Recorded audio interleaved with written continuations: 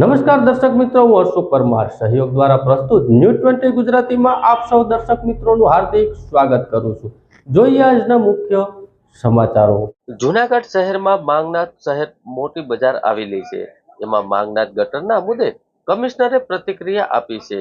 માંગનાથ વિસ્તારમાં નવો રોડ બનાવવાનો હતો ત્યારે વેપારી એસોસિએશન દ્વારા મુલાકાત કરવામાં આવી હતી, ત્યારે વેપારીઓ દ્વારા જાણવામાં આવ્યું કે રોડની ખરાબ હાલતના કારણે નવો રોડ બનાવવાની જરૂરત છે, જેથી વેપારી એસોસિએશન દ્વારા માંગણી કરવામાં આવી હતી કે હાલ ચોમાસું માંડ પૂરું થયું છે, તે રોડ તાત્કાલિક નવો બનાવી દેવો જોઈએ। વેપારી એસોસિએશનની રજૂઆતને ધ્યાનમાં રાખતા રોડનું કામ શરૂ કરવામાં આવ્યું છે। વેપારી અને ગ્રાહકને તકલીફ નહીં ભોગવવી પડે, આ રોડને પહોળો કરીને જેટલા પણ ઓટલા બનાવવામાં આવ્યા છે તે કાઢી નાખવામાં આવશે। ગેરકાયદેસર બાંધકામ કરવામાં આવ્યું છે તેની તોડી રોડને પહોળો કરી દેવામાં આવશે। વેપારી મંડળ અને ગ્રામજનોના લાભના હિતને ધ્યાનમાં લઈ કમિશનરે પ્રતિક્રિયા આપી હતી। હું ચંદ્રકાંત દક્ષિણા, ક્લોથ એન્ડ રેડીમેડ એસોસિએશન મહામંત્રી। આજે સવારે કોઈ પણ જાણ કર્યા વગર કાલે અધિકારીઓ આવીને ખાલી મોઢે કહી ગયા હતા રોટલા કાઢી નાખજો। આજે સીધું જેસીબી લઈને આવ્યા અને મહિના જેમ આવે એમ રોટલા તોડવા। અમે એને રજૂઆત કરી, ગામિત સાહેબ આ એના બાપનું જુનાગઢ છે એવી દાદાગીરી છે, એમ કીધું ભાઈ હું તો આ તોડીશ જ, મને આ ઓર્ડર છે। અમારી વેપારીની નથી ફાઇલ જોઈ, નથી દસ્તાવેજ જોયા। તમારા નકશામાં, તમારા ફાઇલમાં, તમારા દસ્તાવેજમાં કાંઈ છે એ અમારે માન્ય નથી, અમારા નકશામાં હોય એ માન્ય। અને હાવ ને હાવ રૂખી દાદાગીરી રોડ તોડ્યો છે, તમે આ રોડ નું આ જોઈ લ્યો અને ફોટો પાડીને કયો આવી રીતે અધિકારીઓ આવે તો અમારે શું આંદોલન કરવાનું કે મારે જ ખાવાનું અને આ લોકોના બાનમાં જ રહેવાનું? જે પાણીની લાઈન માટે થઈ અને જે રસ્તો ખોદવાની મેટર છે, આ બાબતમાં વેપારીઓ આંદોલન ઉપર જેસીબીની આડે બેસવા માટે થઈને તૈયાર હતા, પણ માનનીય કમિશનર શ્રીએ કોન્ટ્રાક્ટરને મોકલ્યા છે અને એવી ખાતરી આપે છે કે હું જેટલું રાત્રે ખોદીશ એટલું જ કામનું પાછું લેવલિંગ કરી અને સવારના પાછું લેવલિંગ હશે, માણસ ચાલવામાં કોઈ પ્રોબ્લેમ, આ જે પોઝિશન કરી છે ને એવી પોઝિશનથી કામ નહીં થાય, બરાબર છે। ચોખ્ખું કામ કરતા જશે, રોજનું 50 થી 100 ફૂટનું કામ કરે, 10 દિવસમાં 1000 ફૂટનું કામ કરીને બહાર નીકળી જશે રોડની, જેને કનેક્શન આપવાનું કનેક્શન પણ લેવલિંગ કરતા જાય તો અમને વિકાસના કામ સામે કોઈ વાંધો હોતો નથી, પણ વાંધો હોય છે સરમુખત્યાર સામે, હિટલર સામે કે લોકોને સાંભળવા જોઈએ। અમારે સાંભળ્યા વગર, કારણ કે આ 2 મહિનાથી વરસાદના દિવસો હતા અને હવે 2-4 દિવસથી વરાપ નીકળ્યો છે અને દિવાળીની ઘરાગી હોય, મુખ્ય તકલીફ એ છે ઘરાગી પહેલા નવરાત્રિથી ચાલુ થાય તો માલની આવક તો અત્યારે ચાલુ હોય, ટ્રાન્સપોર્ટની ગાડી રેકડી વાળો મજૂર બિચારો કેમ આમાં આવી શકે, માલ કેમ આવી શકે? અમારા ઘણા બધા પ્રોબ્લેમ છે। એ કાલે બધું ખોદી નાખે ને કઈ ન કરે ના દુર્ઘટના થઈ તો માણસ કેમ બહાર આગ લાગી તો ફાયર કેમ આવી શકે? કોઈ માણસ મરી ગયું તો એમ્બ્યુલન્સ લઈને કેમ જવું? બરાબર, જીવતો હોય તો એમ્બ્યુલન્સ લઈને પહોંચાવો તો કેમ હાલવું? હાલવાના જ ગોથા ખાય, એવી રીતે કામગીરી નહીં થાય એવી ખાતરી આપે તો વેપારીઓ આંદોલન નહીં કરે। બાકી આંદોલન જેસીબી નીચે આજ વખતે હુઈ જવું છે, ભલે સરકારનું જેસીબી અમારી માથે હાલે। ભારત માતા કી જય। સાથે ઓલું કયો તોડે છે સર, વેપારીનું કેવું છે કે તહેવાર ઉપર આખું થોડું પેલી કરવું રોડ તાત્કાલિક બની જાય એવી। માંગનાથ વિસ્તારમાં જે નવો રોડ બનાવવામાં આવેલો છે, આમાં વેપારી એસોસિએશન દ્વારા અગાઉમાં પણ મુલાકાત લેવામાં આવી છે। ત્યાં જ્યારે અમે ગટરની લાઈન નાખતા હતા ત્યારે પણ અમુક લોકો દ્વારા વેપારને વિશે વાંધો જણાવવામાં આવ્યો હતો, પરંતુ આ બધાને ખબર છે કે જે રોડની હાલત છે આના મુજબ નવા રોડ બનાવવાનો ખૂબ જ જરૂરી છે। આપણે અત્યારે મોન્સૂન હવે માંડ ઓછું થયું છે અને અત્યારે તક મળી છે કે આ રોડને આપણે તાત્કાલિક રિપેર કરાવી દેવા। આ તમામ જે કામગીરી જે છે આ વેપાર મંડળ એસોસિએશનની રજૂઆતને ધ્યાને રાખતા અમે પાણીની જે લાઈન છે આને પણ આને સાથે રોડના સાથે પેરેલલી નખાવશું, સો દેટ આ આખા વિસ્તારમાં જેટલા વેપારીઓ છે, જેટલા ગ્રાહકો છે આને તકલીફ નહીં ભોગવવી પડે। સાથે સાથે આ રોડને પહોળો કરીને જે પણ આ રોડ બહુ સાંકડો થઈ ગયો છે તો જેટલા પણ ઓટલા વગેરે બનાવવામાં આવે છે આ તમામ ઓટલાને પણ તોડવામાં આવશે અને એવું પણ જે પણ ગેરકાયદેસર બાંધકામ કરવામાં આવ્યું હોય આને તોડીને રોડને પહોળો કરી શકાય, જેથી આપણા તમામ વેપારી બંધુઓને સાથે સાથે શહેરના તમામ ગ્રામજનોને પણ આનો લાભ આપી શકાય। જૂનાગઢ નજીકના બાટવા લૂંટ કેસમાં વધુ મુદ્દામાલ રિકવર કરવા માટે એલસીબી ટીમ આજે ફરી અમદાવાદના ધામા નાખ્યા હતા।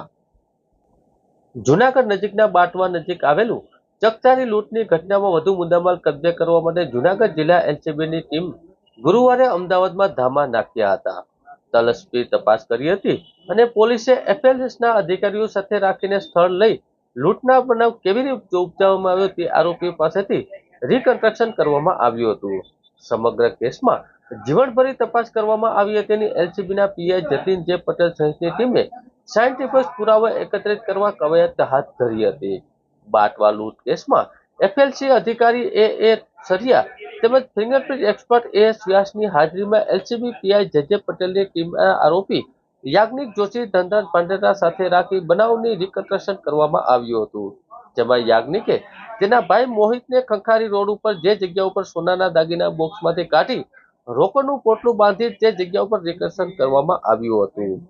યાજ્ઞિક ધનરાજ સોનાના દાગીના ફેંકી દીધેલી ખાલી 5 બોક્સ પૈકી 3 બોક્સ રિકન્સ્ટ્રક્શન દરમિયાન ક્રાઇમ બ્રાન્ચે 5 કિલોમીટર વિસ્તારમાં કબજે કર્યા હતા. તેમજ ધનરાજે સરાડેથી પાજોદ રોડ ઉપર ફેંકી દીધેલી કટર અને ધનરાજે ચોટા વળાંકની સરાડિયા વચ્ચે વહેતા પાણીમાં રોકડામાં ફેંકેલા કાળા કલરનું બેગ તરવૈયાઓની મદદથી કબજે કરવામાં આવ્યું હતું.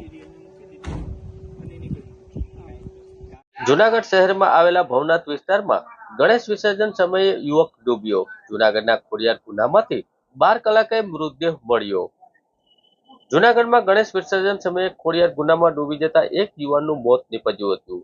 ખોડિયાર ગુનામાં ગણેશ વિસર્જન સમયે આવેલો યુવક અકસ્માત થયા બાદ તેની શોધખોળ હાથ ધરવામાં આવી હતી. 12 કલાક બાદ મૃતદેહ મળી આવતા પરિવારજનોમાં શોકનો માહોલ છવાઈ ગયો હતો. જાણે ગણેશ મહોત્સવ ચાલી રહ્યું છે ત્યારે જિલ્લામાં અને જુનાગઢ શહેર સોસાયટી અને શેરી ગલીઓમાં ગણેશ મહોત્સવ ઉજવણી કરવામાં આવી રહી છે. ત્યારે વાલ્મીકી સમાજ દ્વારા ગણેશ મહોત્સવનું આયોજન કરવામાં આવ્યું હતું. જેમાં ગણેશ વિસર્જન સમયે 24 વર્ષીય રોહિત વાઘેલા નામનો યુવક ગણેશ વિસર્જન કરવા ભવનાથ નજીક આવેલા ખોડિયાર ગુનામાં ગયો હતો. ત્યાં ખોડિયાર ગુનામાં ડૂબ્યો હતો અને એનું મૃત નીપજ્યું હતું. ફાયર વિભાગ એસડીઆરએફની ટીમ દ્વારા 12 કલાકની જહેમત બાદ મૃતદેહને બહાર કાઢવામાં આવ્યો હતો. વાલ્મીકી સમાજના અગ્રણી વિજય વાળાએ જણાવ્યું હતું કે વાલ્મીકી સમાજમાં ગણેશજીની મૂર્તિ બેસાડવામાં આવી હતી, જેનું વિસર્જન હતું, જેમાં અનેક લોકો વિસર્જનમાં જોડાયા હતા.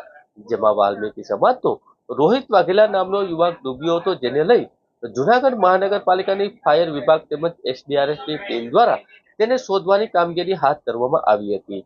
ત્યારે 12 કલાકની મહેનત બાદ આજે યુવકનો મૃતદેહ મળી આવ્યો હતો.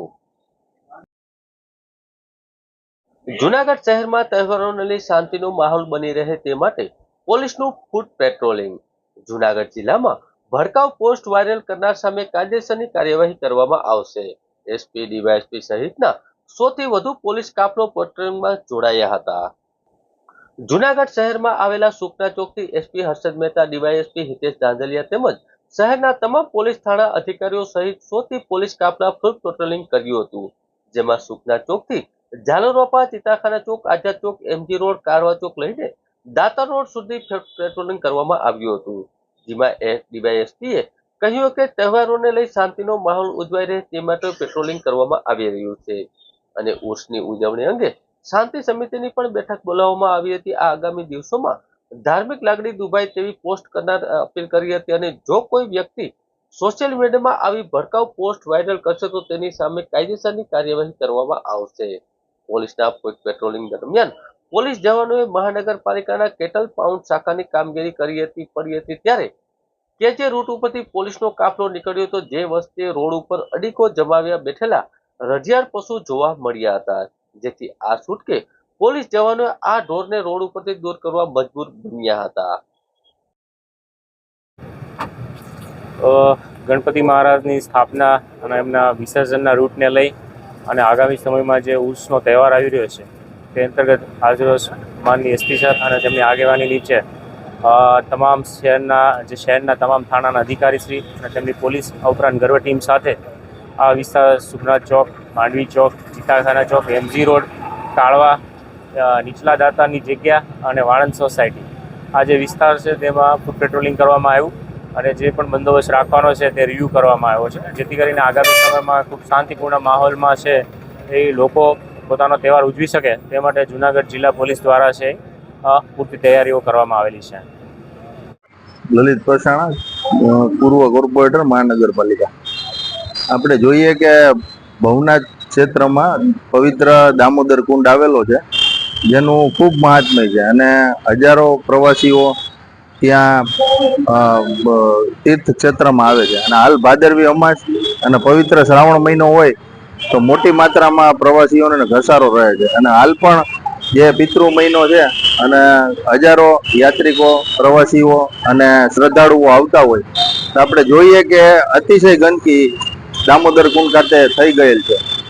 અને ત્યાં જે આગળ જે રોડ ઉપર કીચડ છે ત્યાંથી અસહ્ય દુર્ગંધ છૂટે છે કે ત્યાં તમે ઊભા પણ ન રહી શકો, તમારું માથું ફાટે એટલી અસહ્ય દુર્ગંધ અને કીચડ અને જામેલું છે. અને અંદર જે આપણે છે દામોદર કુંડ તેનાથી થોડુંક ઉપર આપણે જોઈએ તો કચરાના મોટા ઢગલા પડેલા છે. પ્લાસ્ટિક થી માંડીને અલગ અલગ કચરો છે જે સીધો પાણીમાં જાય છે. અને આ પાણીમાં આગળ જે શ્રદ્ધાળુઓ છે એ નાય છે. તો આપણે જોઈએ કે 10 થી 12 કરોડ રૂપિયા જેવો ભવિષ્યમાં ખર્ચો કરેલો હતો તંત્રએ, પણ હજી સુધી ત્યાં સારી સુવિધાઓ લોકોને મળતી નથી. આટલા રૂપિયા વાપરવા છતાં જે આ પવિત્ર તીર્થસ્થાન છે એની પવિત્રતા જળવાતી નથી. અને તંત્ર, આપણે એવું લાગે કે આ સફાઈ ત્યાં થતી જ નથી. એનું કારણ છે કે આ જે કચરો છે એ અઠવાડિયું 10 થી 15 દિવસ પડ્યો નથી. ડસ્ટબિનની સુવિધા નથી, કચરા ટોપલીઓની સુવિધા કે ત્યાં લોકો કચરો નાખી શકે, ત્યાંથી સમયસર ઉપડતો નથી, એની આખા તીર્થસ્થાનની સફાઈ નથી થતી.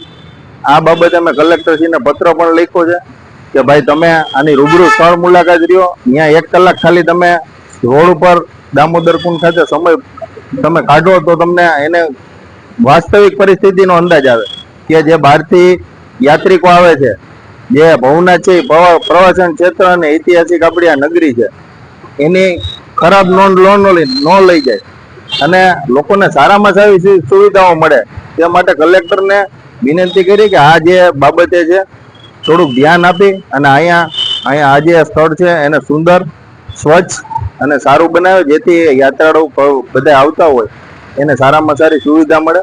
અને કોર્ટે પણ અવારનવાર આ બાબતે ટકોર કરી છે કે પ્રકૃતિમય સ્થાન છે, જંગલમાં પણ કચરો ના થવો જોઈએ, એ બાબતે પણ તપાસ કરે.